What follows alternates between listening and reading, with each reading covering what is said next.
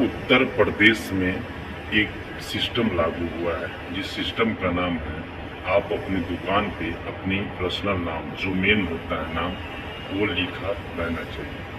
हालांकि इस चीज़ से कांग्रेस को सबसे बड़ा दुख हुआ, लेकिन शायद उनको नहीं पता संविधान को किताब लेकर घूमने वाले व्यक्ति जो है कांग्रेस,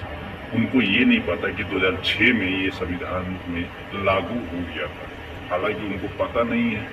इन सब चीज़ों को जो समझने के उनको मौका मिले, ना समझ होने के कारण संविधान की किताब लेके घूम रहे हैं और बोल रहे हैं संविधान खतरे में।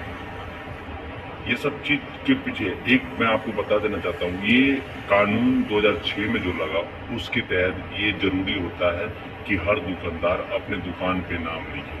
अगर आप सेल्समैन जो सेल्स करने वाले होते हैं, जैसे हम किसी चीज़ का प्रोडक्ट्स को सेल कर रहे हैं, जैसे हमारे